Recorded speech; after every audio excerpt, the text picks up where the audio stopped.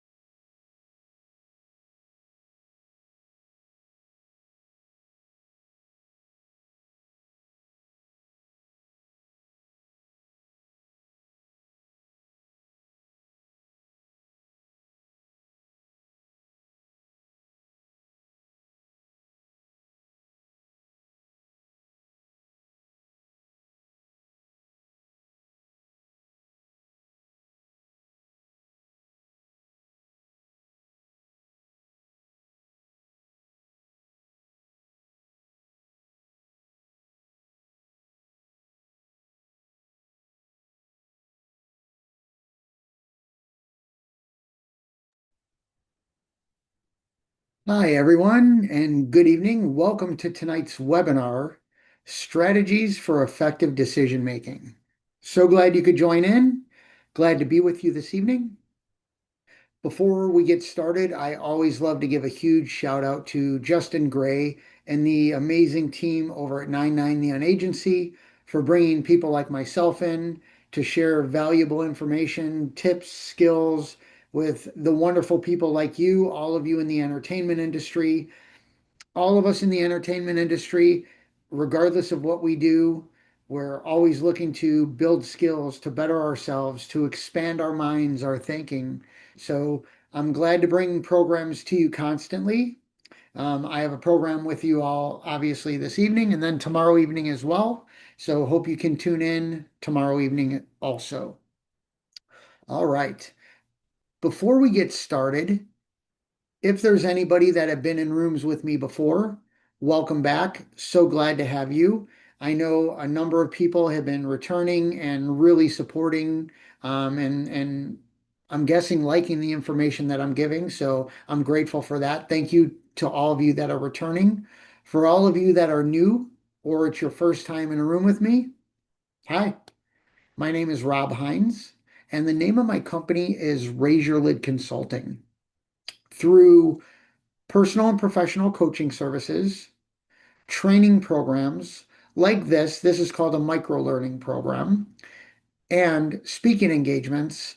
I help people elevate their human connection skills, whether it's through communication, leadership, emotional or social intelligence, dealing with conflict.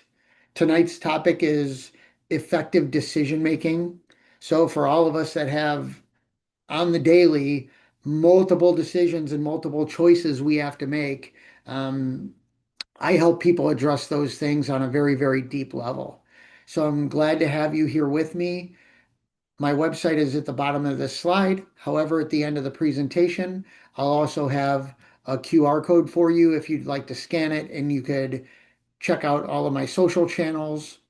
And this recording will actually be on the 99 YouTube channel.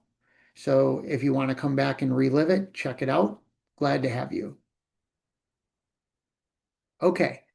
As far as the program this evening and all of the programs that I do for 99 Neon Agency, if you have any questions about the material we're going over, please put your questions into the Q&A or chat. If there's a specific portion of it you're referring to, please be clear in what that is so I can give you the best responses possible. Now, you're also welcome to put in comments and feedback or anything like that. However, on air, I will only be reading everybody's questions so all of you could benefit from the responses. So please put those into the Q&A and chat at any time. And at the end of the program, I make sure I leave enough time to answer everybody's question before signing off. All right. When we talk about decisions or even, whether they're big or small, daily choices, some are really simple, some are automatic, some take some thought. Some not only take some thought, maybe it takes some agreement or collaboration with others.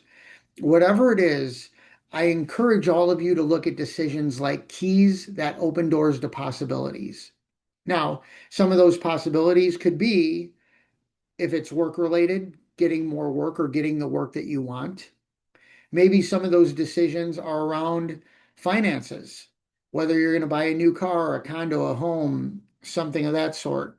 Decisions also revolve around simple things, where we're going to eat, who we're going to hang out with. So decisions is a really broad category, but I want to help you with some decision making tips that are going to help all the way around. So here's the 8 topics I'm gonna address with you this evening. First is turning small decisions into routines. Then we're gonna shift making big decisions in the morning or in the right moment, and I'll go over that in more detail. Paying close attention to emotions, letting our emotions guide a lot of our decisions many times is not a good move. So we'll talk a bit about that. Evaluating your options objectively. Sleep on it, which is a very interesting piece. Using exercise and breaks to recharge. Seeking qualified outside counsel with varying perspectives. And then reflecting on previous decisions to either learn a lesson or make an adjustment down the road. All right. The first thing we're going to talk about this evening is turning small decisions, or they could either be small decisions or they could be really simple decisions into routines. A lot of times what happens is we over we inundate ourselves with thinking about every decision deeply or thinking about every decision and maybe over analyzing, just putting a lot of effort, energy, resources into what might be a smaller or very simple decision. So this first piece, turning small decisions into routines, step one is create a process that removes thinking about common decisions. I mean, there are things that we decide that we don't even think about them as decisions. When we get up in the morning, sometimes our morning routine. Um, those of us that get out of bed and we use the restroom right away, or we brush our teeth right away, or we make coffee right away. Those are the types of things to where when you create a process or you have a system around some of the smaller or things that don't create that don't need a lot of your mental resources, those are good things just to put automatically and not think about them. Then the next piece is to schedule and execute common decisions to minimize to-do lists. I don't know how many of you in this program this evening are list makers. Some people are mental list makers, some people are written list makers, typing notes into your phone, sending yourself texts or emails. However you make your lists, one of the things that happens is sometimes some of the things that we can just make routine, we end up putting it on our list, which creates thought, which takes time, which takes our resources, our mental resources away. If you can just execute common decisions without putting it on your to-do list, that way you'll keep your list clean and clear. And the things that actually require thought, you could delve into a little more. Now, some people actually like putting a lot of things on their list because when they cross them off, they get they get a shot of serotonin or the good feelings in the body. And some people purposely put every little decision on their list. And when they check it off, they get that good feeling. If that's what you do, continue to do that as long as it's benefiting you. My goal for all of you is to make sure that when we're making decisions, we're not exhausting resources that we don't need to. And then this third piece is be consistent in your processes. And I say flexible in your methods. Now, I actually teach a lot of this, especially when it comes to dealing with conflict or communication or anything like that. When it comes to decision making, if you have a really good decision making process, stick to your process. If you don't, maybe some of the tips in this evening will help you gravitate or put together a good process. But be consistent in your process. And when I say be flexible in your methods, maybe it's not that every decision needs to go through every single step every time. Maybe you could adjust your process or change the priorities within your process. So being flexible in your methods is also a helpful way to make effective decisions more efficiently. So that's turning small decisions into routines. Next is make big decisions in the morning. And I'll actually add a caveat to this. It doesn't necessarily need to be in the morning. What I encourage you to do is make big decisions when you have the most mental capacity available. So For some people, it's before they get going in their day. That's why the normal recommendation is in the morning. For any of you who have read the book Eat That Frog, it basically lays out the idea around make your big decisions right away. So then as you go throughout the day, you're not worried about those big decisions or putting them off or procrastinating about them. The idea is when your brain function and energy are at their highest levels, that's when you want to make your biggest and or your most important decisions. It just clears your brain capacity for the remaining tasks. That's why the sooner the better, because once you get those big things off your plate, everything else seems to go a lot smoother.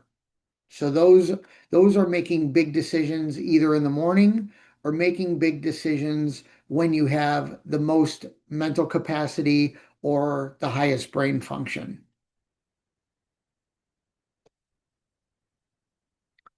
This one now we as we're moving down these, they get a little bit tougher for many people. This is where I encourage you to pay close attention to your emotions, especially when it comes to decision makings. I'm sure all of you in the room could share a story or attest to a time where you were in a heightened emotional state, whether it was happy, sad, any type of high level of emotion, and you made a decision and you look back and you said, "Oh, you know what? That really wasn't the right time to make that decision," or "I could have made a better decision if I wouldn't have been so emotional, or if I would have waited, if I would have calmed down," those types of things. So when we talk about paying close attention to your emotions when it comes to decision making, we're talking about self-awareness is the key. Know where you're at emotionally. I teach a program and I do teach it for 9-9. So the next time I put it on, maybe you tune in, or maybe you've been part of my emotional intelligence program before.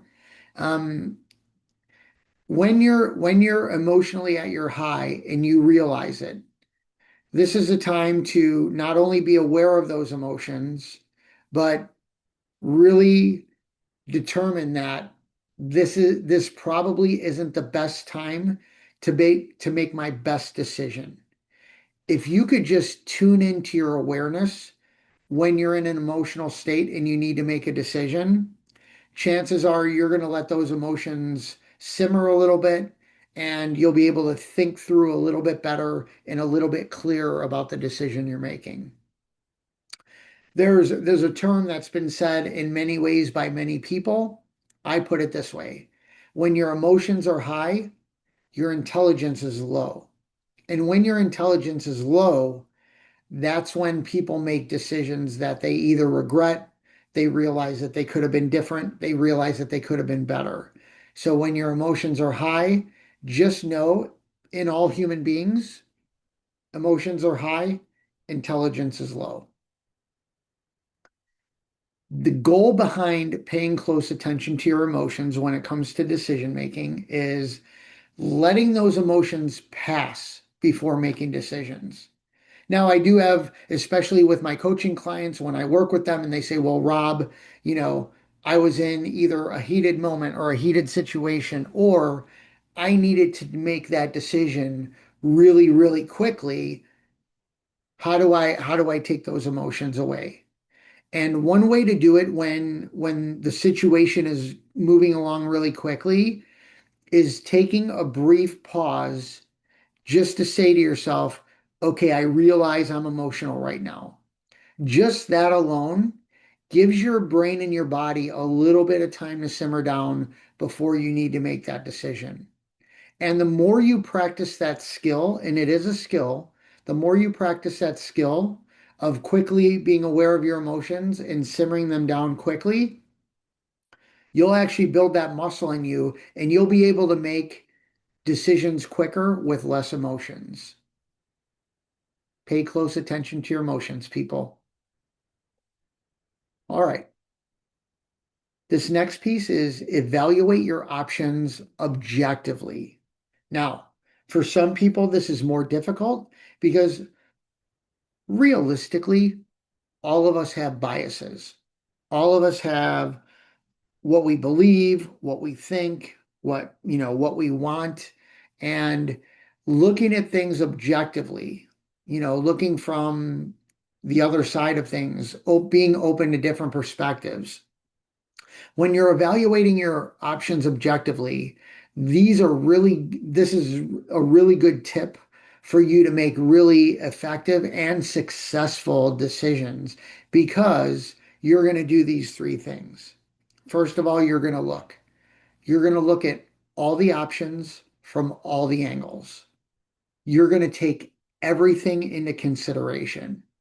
When you do that, chances are you're making not only a really logical decision, but because you're weighing out all the options, all the angles, you're weighing everything out, you will get to actually pick and choose how to make the best decision. So look is number one. Number two is remove. This is where you remove your assumptions. The things you truly don't know are factual, but you're assuming. And a lot of times assumptions come with when we're dealing with people, especially when we're dealing with complicated people. And we think, well, so and so is always this way. So I assume that it's going to be the same this time. If you could start to remove your assumptions and also remove your biases, we're all biased. We all have biases about different things. If you could start to remove those things, so number one, you look at all options from all angles, and number two, you can remove your assumption and biases. With those two things, before we get to the third thing, with those two things alone, you establish clarity. And clarity is absolutely huge in many forms of our lives, especially when we're making decisions. And then the third component to this is listen. So I'm sure many of you have what you believe would be a good gut feeling. We all get these feelings. It's our intuition. We get feelings about people, we get feelings about certain situations. When it comes to decision making, a lot of times we listen to our gut. I'm going to encourage you to take one extra step when you're listening to your gut. Don't be afraid to question your gut because when you question your gut, now you actually make yourself more open-minded to possibilities. It's not saying question your gut in a negative way. You could just say, you know what? I really have this strong feeling about this. Why am I having that strong feeling? Or what's leading me to that feeling? And what happens is you start to think more openly about the decisions you're going to make. And by listening to your gut and also questioning your gut, it opens that window to possibilities. The first quote I showed you this evening was, decisions are the keys to open possibilities. That's exactly what these three components are. Looking at all options from all angles, removing assumptions and biases, and listening to and questioning your gut. Very important. All right. This next piece is when we do have the ability to take some time before making a decision. I talked about when we need to make quick decisions or snap decisions, how to make those logically. Now, what I'm referring to with sleep on it is when we do have the opportunity to take a moment, take a beat, take 10 minutes, 30 minutes, 2 hours. We don't have to decide until tomorrow. We don't have to decide until next week. This is what I'm referring to when I talk about sleep on it.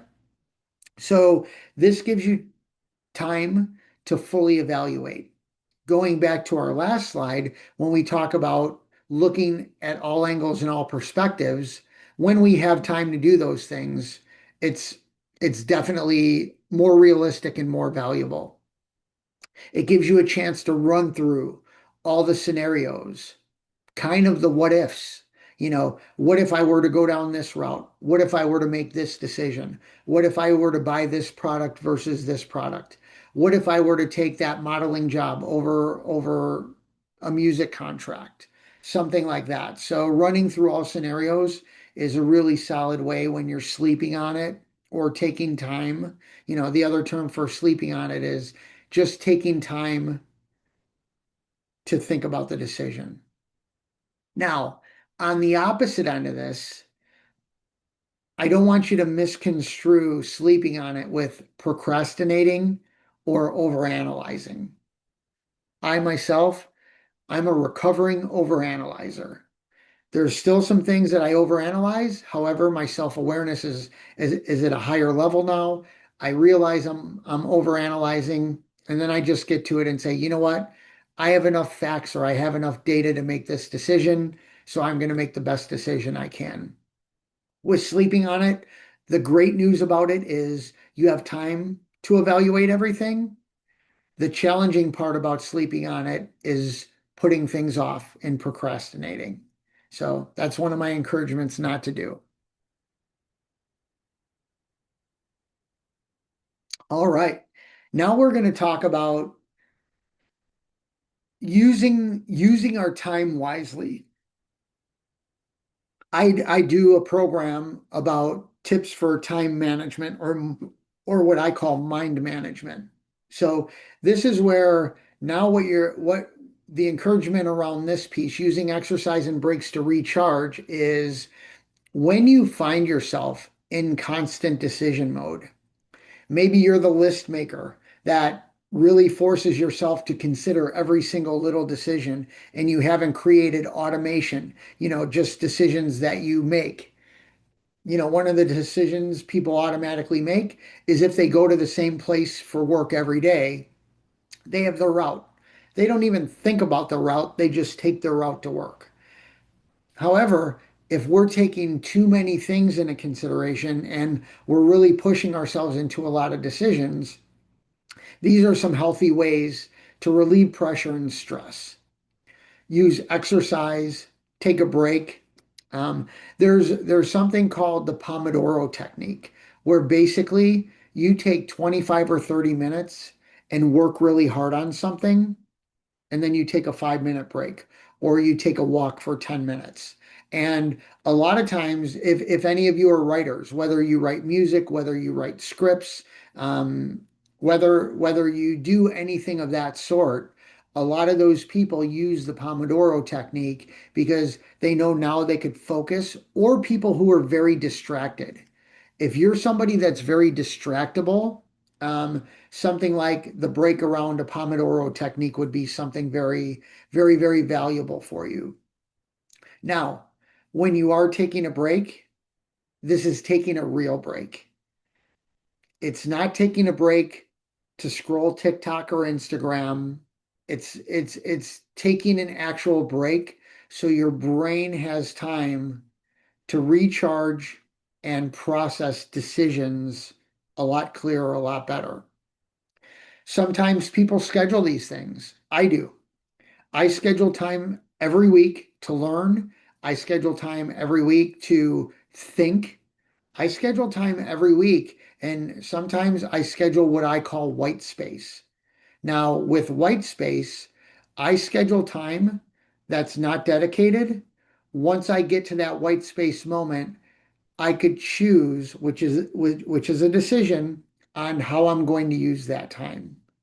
So sometimes, yeah, I might use it to scroll. Many times, I'll use that white space to think about something, write down an idea. So scheduling time frames is a really good thing.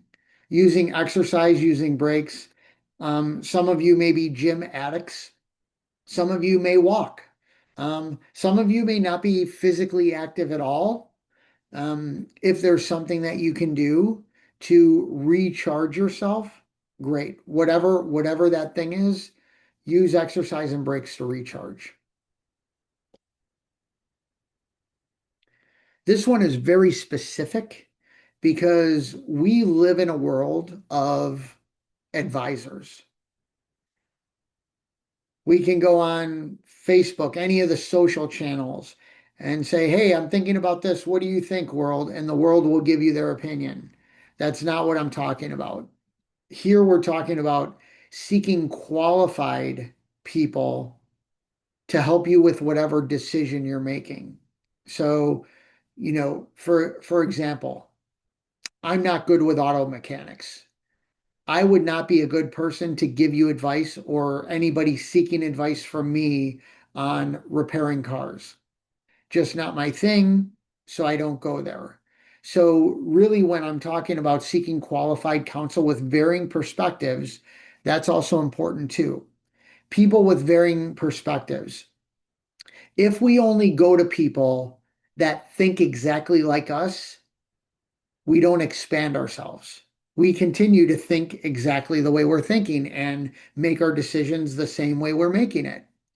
A really good example of this for all of you is take a look at some of the things that haven't been working out for you or working as well as they could for you, but you've been doing the same things. It's kind of like that definition of insanity. It's doing the same thing over and over again, but expecting a different result. When you seek qualified counsel with varying perspectives, now you create accountability partners that are more open-minded and could open your mind to different thoughts, different ideas. These are people that have skills. For example, other than the training programs, I do personal and professional coaching services for people.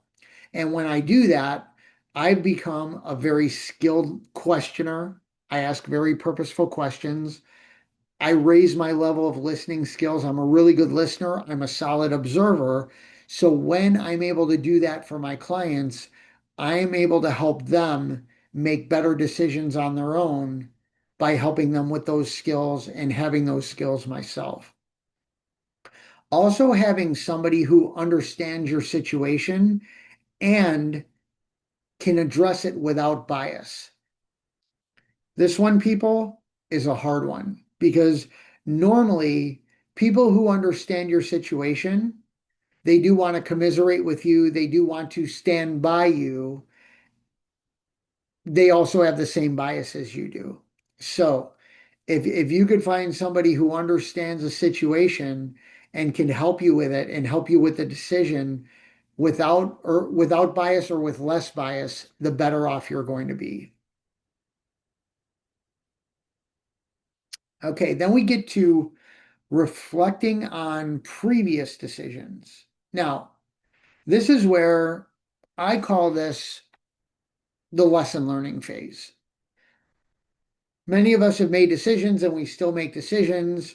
Sometimes we regret the decision. Sometimes the decision might have worked out, but if you would have taken more time, more energy, seek out better help, you could have made a better decision and you realize that somewhere down the road. So when we were talking about reflecting on previous decisions, first and foremost, we want to use history as a guide, not a template. So for those people that talk about, well, this is the way I've always done it, so I'm going to continue to do it the same way. Well, my culture, my environment, the people around me, you know, it's worked out this way so far.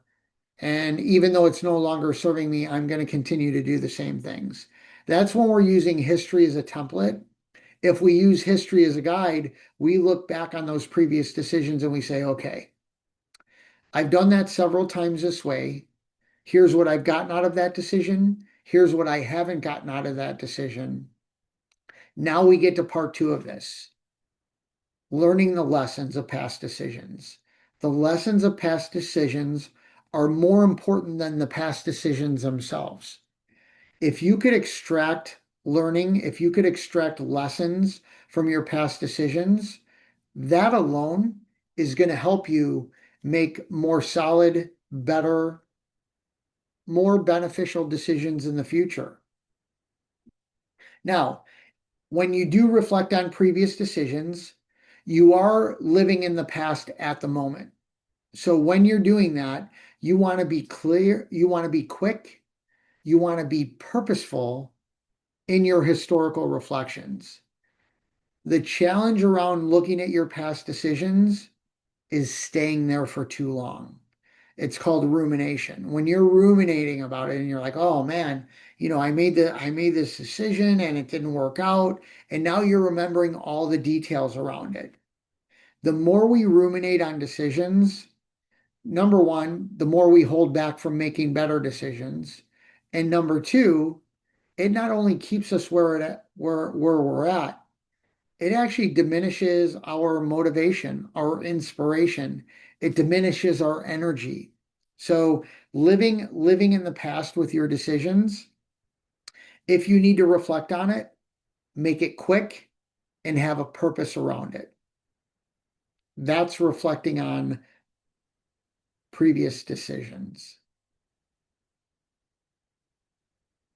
Now, I just want to give some tips. Now, there are some of these things that I did talk about throughout the presentation, but they're worth repeating. So, first and foremost, set a time limit or a deadline around your decisions. By setting a timeline, a deadline, or a limit, first and foremost, it prevents you from over ruminating on your past decisions. It also prevents you or it minimizes procrastination, putting things off. By setting a deadline, it helps with those things. By setting a time limit, you could say, okay, this is what I want to do. I'm going to make the decision by X, and then you hold yourself accountable to it. Now, if you do that in your head, that's fine. However, if you can get it out of you, if you could say it verbally, if you could say it verbally to somebody and say, look, hold me to this.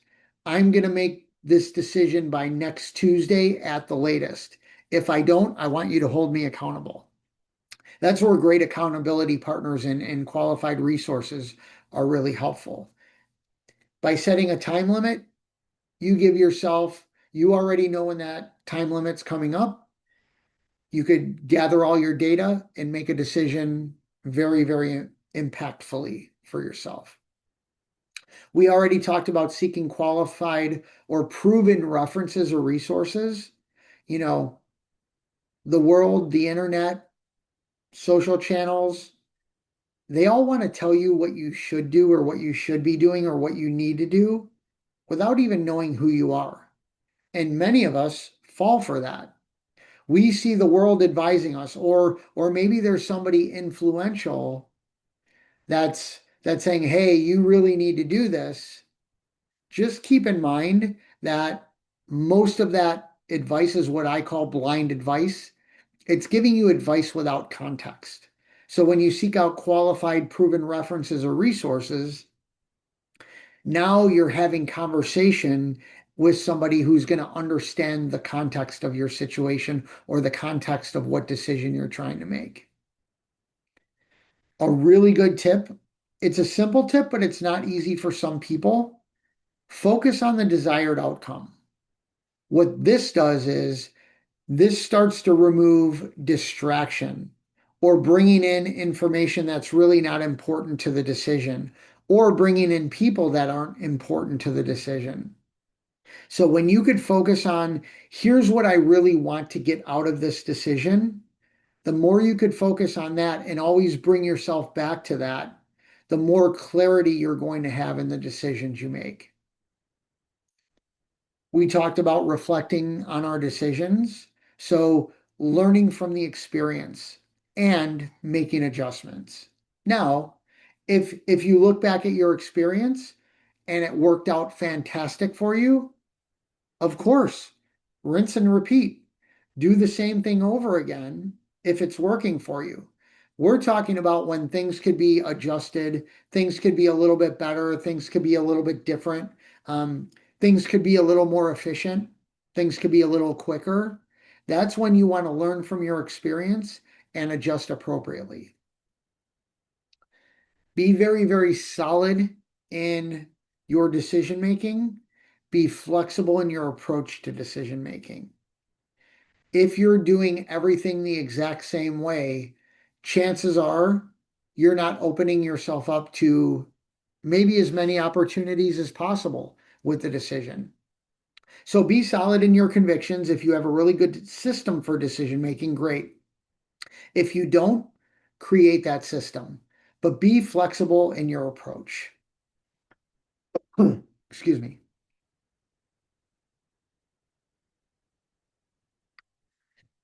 And then this last part, do your best to avoid overthinking. There's something called analysis paralysis.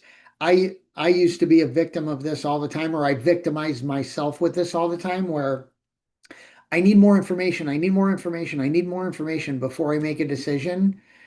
And then you get so much data, you just freeze. And people, when they freeze, they either don't make a decision or they make a rash or snap decision and it's not what they were looking for. So avoid overthinking, avoid analysis paralysis. The last part of this is avoid perfectionism. Perfection is a journey, not a destination. We all know this, but I'm sure there are many of you on this program this evening that are perfectionists.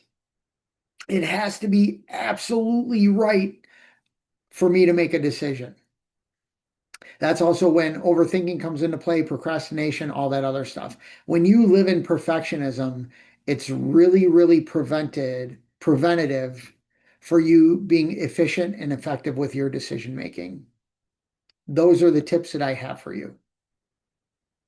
All right.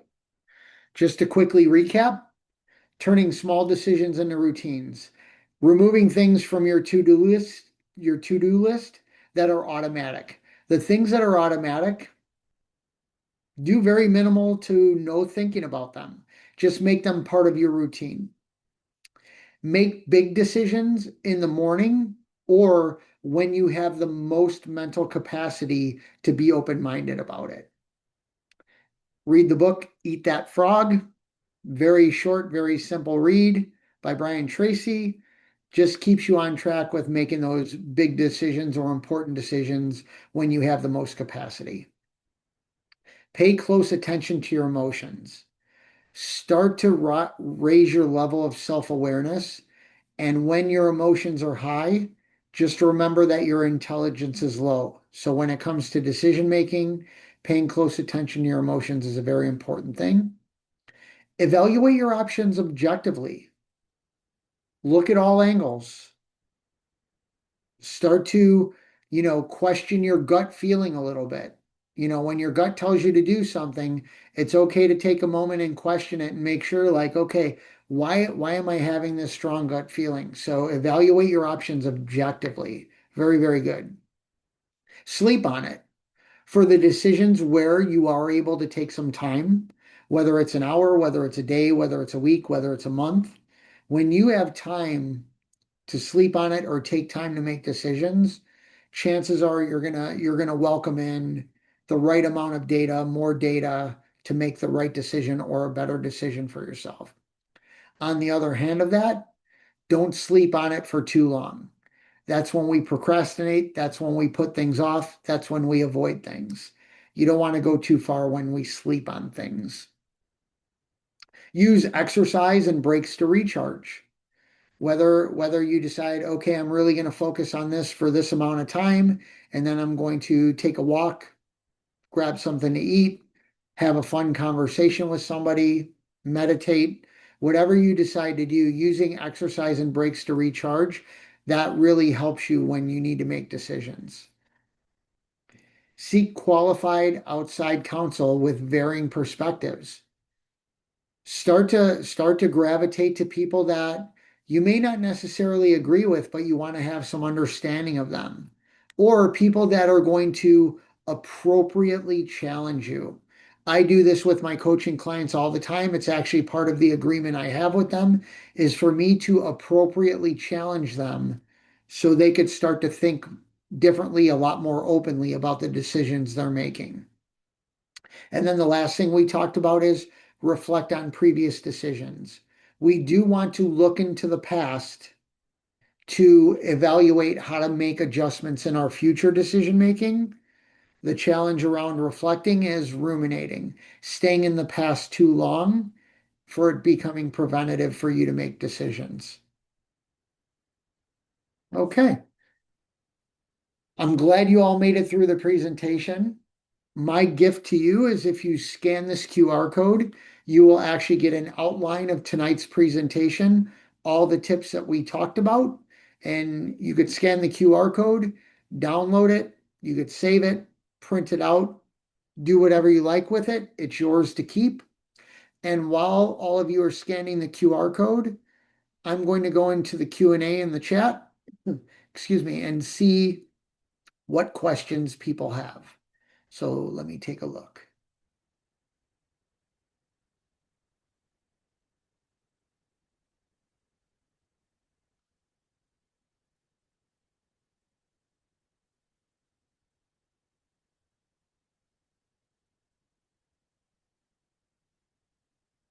Okay. I'm seeing some comments here. I'm really not seeing any questions. So I'm going to share my contact information. If you scan this QR code, it'll take you to my bio site that has all of my information. Or you could screenshot or take a picture of this and follow me on my social channels. And I will look one more time through the Q&A and chat. Yes, some good comments here and no questions. Okay. So thank all of you for joining me in this presentation. I hope you found it valuable. I hope you found at least one or two simple little things that you could pull away from this and go out there and make better decisions, make stronger decisions, make more confident decisions. I look forward to seeing you at a future presentation. So please look on the 9/9 calendar, and I would love to have you in a room in the future. I wish all of you the absolute best. And before logging off, I'm going to take one more look. And okay, we're all set. Have a wonderful evening, everybody. Hope to see you soon in a room, or reach out to me at any point through my channels, and I'd be happy to chat with you. Good night, everybody.